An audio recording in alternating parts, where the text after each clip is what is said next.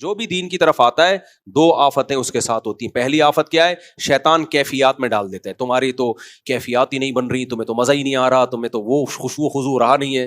دوسرا کام شیطان کیا کرتا ہے؟ تو اس پہلی بیماری کا علاج کیا ہے بھائی؟ شیطان کو بولا نہیں آ رہا نا مزہ, میرے ذمے جو اللہ نے کام لگایا ہے میں نے وہ کام کرنا ہے, ختم. دوسرا کام شیطان یہ کرتا ہے, دل میں ریاکاری کے دکھلاوے کے وسوسے ڈالتا ہے. آپ جب کوئی اچھا کام کرتے ہو لوگ اپریشیٹ کرتے ہیں, ویل ڈن یار, زبردست, تھینک یو, اچھا آپ نے غریب کو کھانا کھلایا, بہت اچھا یار. تو بھائی اس کو بند کر دیں, یہ ہمیشہ اسی ٹائم پہ یہ شروع ہو جاتا ہے. مجھے ویسے بھی یہ الارم میں اذانیں مجھے شرعی لحاظ سے اس کے جواز پہ مجھے اطمینان نہیں ہے, کیونکہ اذان کو آپ ایک تنبیہ کے لیے استعمال کر رہے ہو, ایک الارم کے لیے استعمال کر رہے ہو. اللہ کے ذکر کو ذکر ہی رہنے دینا چاہیے, تنبیہ کے لیے کوئی بیل ہو, گھنٹی ہو, یہی میرے اپنی ذاتی رائے. یہ جو لوگ لگا رہے ہوتے ہیں نا صبح الارم میں اذان لگائی ہوئی ہوتی ہے, مجھے نہیں پسند. میں نے الارم میں ٹون لگائی ہوئی ہے, الارم میں ٹون لگائی ہوئی ہے, بیل بجے اٹھنے کے لیے, اذان نہ بجے. کیونکہ اذان میں یہ ہوتا ہے کہ آپ نے اذان کو ایک جگانے کے طور پہ آپ یوز کر رہے ہو, گھنٹی کے طور پہ, اور دوسرا پھر ہوتا کیا ہے, آپ کی آنکھ کھلتی ہے ٹھک کر کے بند کر دیتے ہو. کبھی لفظ اللہ ادھورا ہے, کبھی اشہد اللہ ادھورا ہے, تو وہ اذان نہیں رہتی وہ. تو اس لیے میری اپنی رائے ہے, میرا اپنا ذوق ہے, میں کوئی فتویٰ نہیں دے رہا, مجھے یہ عمل اچھا نہیں لگتا. تو خیر اس کو بند کر دینا بعد میں اس اذان کو. تو دوسرا کام شیطان کیا کرتا ہے؟ ریاکاری کے وسوسے ڈالتا ہے. لوگ تعریف بھی کرتے ہیں آپ کے کاموں کی, آپ کے دل میں آتا ہے میں تو دنیا کے لیے کر رہا ہوں, مجھے تو بھائی یہ تو تعریفیں بھی ہو رہی ہیں, اور میں اس دن بڑے خشوع و خضوع سے نماز پڑھ رہا تھا, لوگ مجھے اچھا سمجھنے لگے ہیں. لوگ کیا سمجھنے لگے ہیں؟ اچھا, حالانکہ میں تو اتنا اچھا ہوں نہیں. لوگ مجھے کیا سمجھ رہے ہیں؟ اچھا. تو اب میرے اندر خود پسندی آ رہی ہے, تکبر پیدا ہو رہا ہے. بھائی ایسی کی تیسی, جو بھی پیدا ہو رہا ہے ہونے دیں. جو پیدا ہوتا ہے, اس پیدا ہونے والی چیزیں اسے کوئی روک سکتا ہے؟ ورنہ فیملی پلاننگ والے چاہتے تھے ہم لوگ پیدا ہو جائیں. فیملی پلاننگ والے کم از کم اگر ان کو میری پیدائش سے پہلے پتا چل جاتا نا ایک بچہ پیدا ہوگا جو بڑا ہو کر 4 شادیاں اور 20 بچوں کی ترغیبات دے گا, تو وہ کہتے کروڑوں روپے انویسٹ کرنے سے بہتر ہے ایک کو پیدا ہونے سے روک لو. کیا خیال ہے؟ لیکن ہو گئے نا پیدا, تو جو پیدا ہونے والی چیز ہے اس کو کسی کا باپ بھی نہیں روک سکتا. فیملی پلاننگ کے کروڑوں اربوں روپے کے منصوبے ایک طرف, اور ہمارا جو پیکج ہم نے قوم کے سامنے پیش کیا ہے, اور پریکٹیکلی صرف ہوائی فائرنگ نہیں ہے, وہ سارا پروجیکٹ ایک طرف. اب تو کینیڈا سے لوگوں کے فون آ رہے ہیں, مفتی صاحب ہم تو 2 بچوں کے قائل تھے, ہم 10 سال سے آپ کا بیان سن رہے ہیں, ہمارے ماشاءاللہ اتنے بچے, پڑھی لکھی فیملیاں, ایجوکیٹڈ فیملیاں. تو لیکن جو چیز پیدا ہو رہی ہے اسے کسی کا باپ بھی نہیں روک سکتا. کیا خیال ہے بھائی؟ تو حالانکہ کوشش باپ ہی روکنے کی کر رہا ہوتا ہے. کوشش کون کر رہا ہوتا ہے؟ باپ روکنے کی. خیر, تو جب آپ نیکی کی طرف آؤ نا اور دل میں وسوسے آئیں, یہ تو لوگ تعریف کر رہے ہیں, یہ تو ہم اچھے کہلائیں گے, نیک کہلائیں گے, داڑھی رکھ لیے لوگ ملا صوفی اور بزرگ سمجھنا شروع کر دیں گے, یا لوگ مذہبی سمجھنا شروع کر دیں گے, اور لوگ اچھا سمجھنا شروع کر دیں گے, تو میرے تکبر نہ پیدا ہو جائے. بھائی ایسی یہ دماغی بیماری ہے, کچھ بھی نہیں ہے. آپ اپنے کام میں لگے رہو. ریا ہو رہی ہے, ہونے دو. لفٹ کرانا, ریاکاری کو لفٹ کرانا چھوڑ دو. تھوڑے دنوں میں جب شیطان مایوس ہو جائے گا وہ خود ہی یہ وسوسے بند کر دے گا. اور ویسے بھی ایک بات یاد رکھو, لوگوں کے پاس بھی فالتو ٹائم نہیں ہے. بعض دفعہ لوگ تعریف کرتے ہیں ماشاءاللہ ماشاءاللہ, اس کے بعد لوگ کہتے ہیں, پھر لوگ تھوڑے دنوں میں کیڑے نکالنا شروع کرتے ہیں. ٹھیک ہے, لوگ بڑے نالائق ہوتے ہیں, حسد کرتے ہیں. تو جب وہ بیلنس برابر ہو جائے گا, جتنی تعریفیں ہیں نا وہ ساری کیا ہونے والی ہیں, وہ بیلنس خود بخود. قدرت کی طرف سے ایک میکینزم ہے جو بہت اوپر جاتا ہے, اللہ خود ہی اس کو نیچے لے آتے ہیں. کہ بہت زیادہ تیری پروازیں اوپر جا رہی تھی, کوئی ایسی غلطی انسان سے ہو جاتی ہے, دوبارہ نیچے, پھر کبھی اوپر گیا کبھی نیچے, یہ دنیا میں چلتا رہتا ہے. تو ہم نے کام کو فوکس کرنا ہے بھائی. مسلمان قوم کے ساتھ یہ بڑے مسائل ہیں, کم بہت کوئی کام نہیں کرتے, جب کرتے ہیں تو اتنی رکاوٹیں شیطان کی طرف سے. گورے کی طرف کے پاس کوئی رکاوٹ نہیں ہے, وہ کام کو فوکس کر کے کرتا چلا جاتا ہے. وہ کہہ رہا ہے اگر ریاکاری آ رہی تو آن دے, وہ کہہ رہا ہے اچھا شو مارنے کے لیے کر رہا ہوں. کس کے لیے کر رہا ہوں میں؟ شو مارنے کے لیے کر رہا ہوں. وہ اپنے فیوچر کو سامنے رکھ کے پلان بناتا ہے.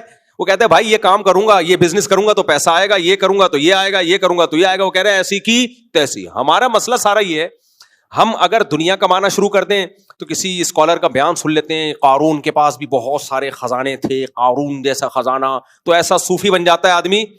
وہ کہتا ہے میں نے اتنا کمانا ہی نہیں ہے, محنت نہیں ہے, دنیا ہے, قبر میں جانا ہے, مر کے مٹی ہو کے ختم. چل پہ پھر تو عبادت کو فوکس کر لے, صوفی بن جا. یہی ہوگا نا, جب دنیا نہیں کمائے گا تو 24 گھنٹے مسجد میں بیٹھے گا نا, اور کیا کرے گا. پھر آیا مسجد میں, چلو بزرگ بننے کی کوشش کرتا ہوں. پھر وہاں وصف سے آنا شروع, لوگ دم کرا رہے ہیں, لوگ نیک سمجھ رہے ہیں, یار میں تو پھر کسی عالم کا بیان سنے گا, اس نیکی جس سے انسان کے دل میں تکبر پیدا ہو اس سے وہ گناہگار اچھا ہے. تو کہا کہ یار وہ فلمیں دیکھتا تھا وہ زیادہ اچھا تھا, میں تکبر تو نہیں آ رہا تھا نا, کم از کم تواضع تو تھی کہ میں اتنا بڑا, اب کیا گالیاں دوں میں. بھائی جو گناہ کرتا ہے, برائیوں میں پڑا ہوا ہے, اس میں کیا تکبر آئے گا, اس کو پتا ہے ہم اپنی اوقات, پتا ہے ہم کیا ہیں. تو یار میں پہلے تواضع کتنی تھی میرے اندر, میں اپنے آپ کو کوئی میری اوقات نہیں تھی اور ایسی تواضع تھی, وہ زیادہ اچھی زندگی تھی. تو شیطان یہاں کہ اس کو ورغلائے گا. تو خلاصہ آخر میں اینڈ پتہ ہے کیا ہوتا ہے, کسی کام کے نہیں رہے. جب مرتے ہیں تو دنیا خوش ہوتی ہے, الحمدللہ قوم پہ ایک آدمی کا بوجھ کیا ہو گیا, فری پھوکڑ کی روٹیاں توڑ کے کھاتا تھا یہ. تو اس لیے کام ہم نے اپنے علماء سے, بزرگوں سے سنا ہے کہ کام پہ کمپرومائز نہیں کرو, باقی چیزوں کو پھر سیٹ کرتے رہو, تکبر کی کوشش کرو اس کو ختم کرنے کی, ریا کو ختم کرنے کی. کام کو کبھی کسی صورت میں نہ دین چھوڑنا ہے نہ دنیا چھوڑنی ہے, دنیا بھی نہیں چھوڑنی ہے, کیونکہ دنیا بھی دین کا حصہ ہے. سست آدمی اللہ کو پسند نہیں ہے. اب دیکھو یونیورسٹیوں میں ہوتا کیا ہے, دیندار لڑکے اکثر تعلیم میں پیچھے ہیں. میں زیادہ تر کی بات نہیں کر رہا, یعنی سب کی بات نہیں کر رہا, میں نے ایسے ایسے دنیا میں جب ٹریولنگ کی ہے, آدھی آدھی پیڑھیوں تک شلوالے رکھنے والے, اتنی بڑی بڑی داڑیاں اور بہت ایجوکیٹڈ دیکھے ہیں, بڑی بڑی پوسٹوں پر ہیں. آپ کو پتا ہے نا, میں امریکہ میں گیا ہوں, لاس اینجلس میں, سین فرانسسکو, جو بہت ترقی یافتہ شہر ہے امریکہ کے, تو امریکہ پھر اس کے ترقی یافتہ شہر, وہاں میں حیران ہو گیا. گوگل میں اور یوٹیوب میں اتنی بڑی بڑی پوسٹوں پر جو انجینئرز اور سافٹ ویئر انجینئرز بیٹھے ہوئے ہیں, اتنی بڑی بڑی داڑیاں ان کی, ایسے چہروں پہ رونق, اور ایسی آدھی آدھی پیڑھیوں تک ان کی شلواریں. میں سمجھا کہ شاید رائے ونڈ کے کسی اجتماع میں آیا ہوں, یا ان کو کمپنی والوں نے دم کرانے کے لیے بلایا یہاں پہ. مجھے خوشی ہوئی کہ یار یہ میسج دنیا کو جا رہا ہے کہ دین پہ چل کے بھی اتنی بڑی پوسٹوں پر پہنچنا ممکن ہے. گورے ان سے مشورے لے رہے ہوتے ہیں. ایک سائنٹسٹ کا میں نے انٹرویو لیا تھا نا, ٹاپ 10 سائنٹسٹ میں ان کا شمار ہوتا ہے, میں نے پوڈ کاسٹ کی ان کے ساتھ, وہ حکیم اختر صاحب رحمہ اللہ سے بیعت تھے. تو ایسے لوگوں کو دیکھ کے خدا کی قسم خوشی ہوتی ہے. یہ لوگ ہیں دین کو ریپریزنٹ کرتے ہیں, یہ دین کے نمائندے بنتے ہیں. لوگ کہیں گے یار دین اپاہج بننا نہیں سکھاتا, دین محنت سکھاتا ہے. لیکن میجورٹی کی حالت ایسی ہے, کمبختوں کے آدمی کہتا ہے تم اور بدنام کر رہے ہو دین کو. تبلیغ میں جانے والے کے نہیں, دو طرح کے تبلیغ میں لوگ جاتے ہیں. ایک تو وہ ہوتے ہیں جن کو دین سیکھنے کا شوق ہوتا ہے, وہ جاتے ہیں, جیسے پہلے بہت لوگ اس طرح جایا کرتے تھے, اب بھی ہیں بہت سے, یہ تبلیغ کے جو اکابر ہیں وہ جاتے ہیں, محنت, تہجد اور اپنے کام کو فوکس کرنا.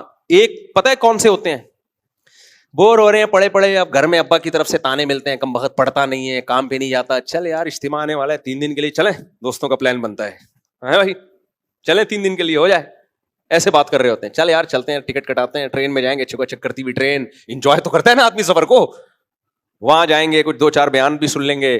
پھر وہاں ہم تو بھائی بڑے نالائق تھے, اللہ معاف فرمائے, مدنی مسجد جاتے تھے, میرا ایک دوست تھا, تو ابھی بھی وہ سنتے ہیں میرے بیانات, تو نہ سمجھتے نا, اللہ معاف فرمائے. کوئی موٹیویشن کے لیے نہیں کہہ رہا کہ آپ بھی ایسا کریں.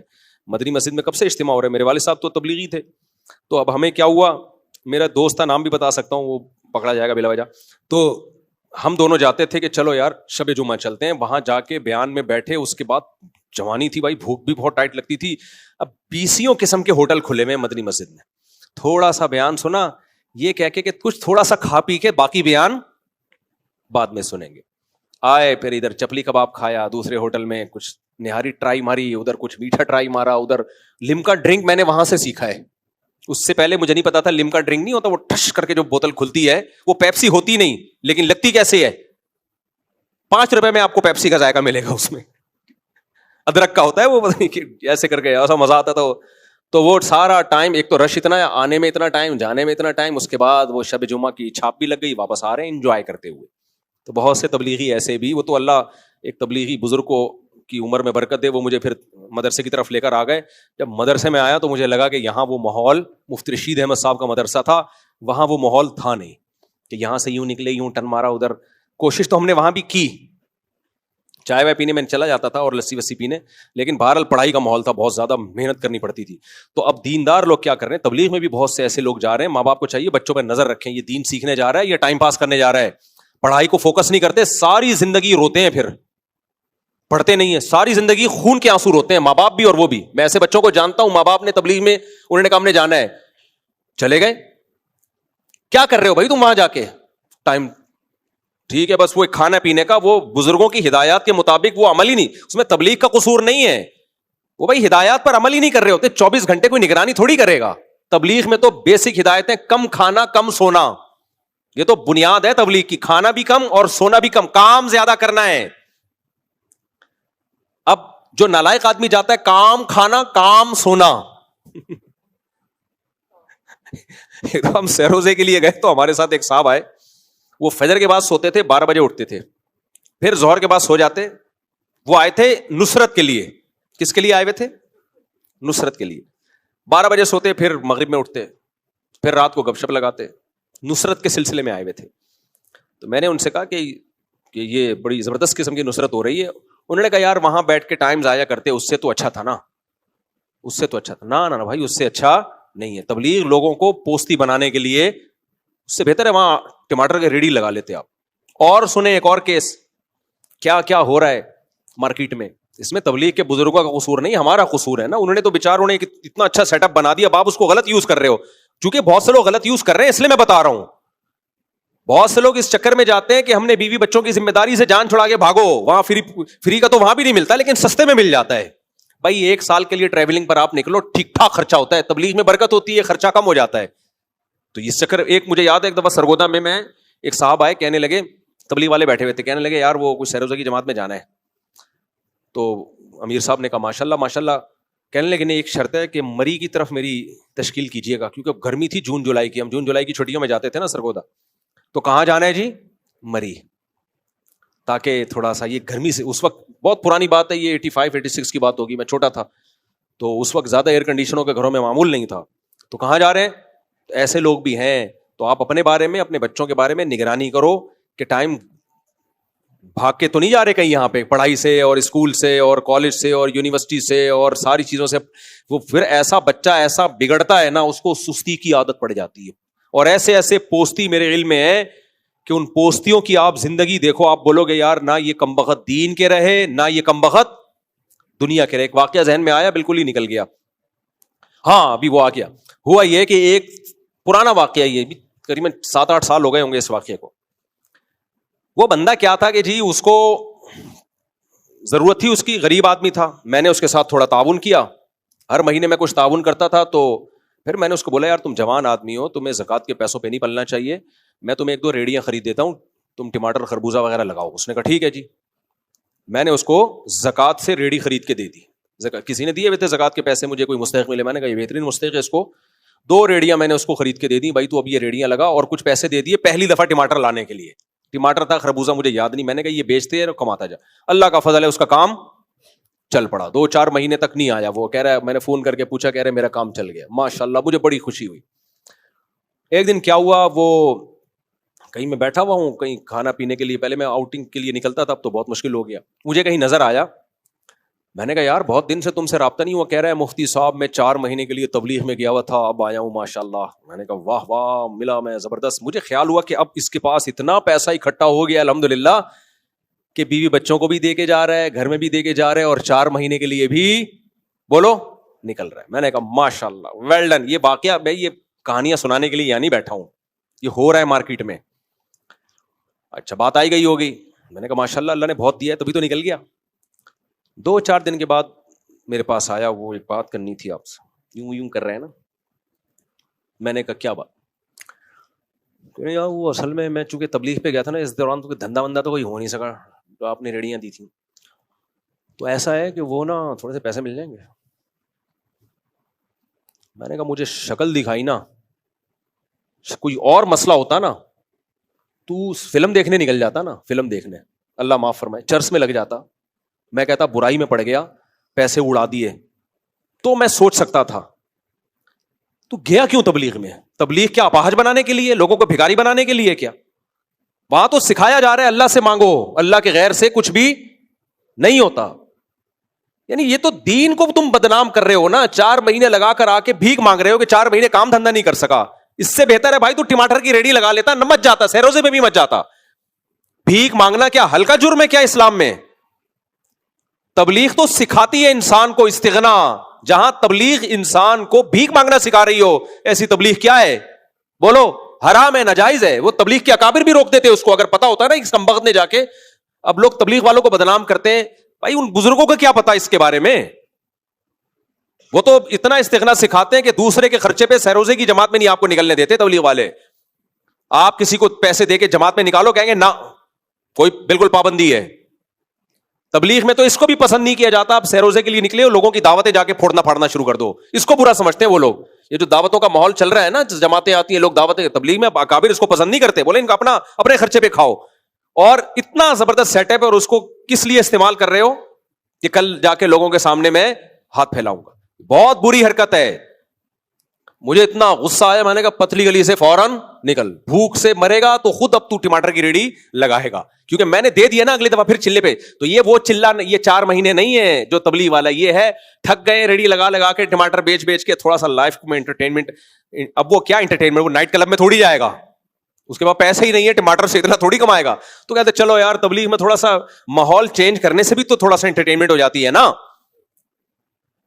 تھوڑا انٹرٹین کرتا ہے انسان کو سفر بھی. تو یہ وہ اعلیٰ تبلیغ ہے. تو ایسے میں نے دیکھے کچھ بچے جو پڑھائی سے جان چھڑانے کے لیے کہاں جا رہے ہوتے ہیں, تبلیغ میں. شوہر بیوی کے نان نفقے اور روز کی چک چک سے جان چھڑانے کے لیے کہاں جا رہا ہوتا ہے, تبلیغ میں. بوڑھا آدمی ہے, گھر میں بچے خدمت نہیں کر رہے, کہتا ہے چلو تبلیغ میں نکلو, وہاں خدمت گزار.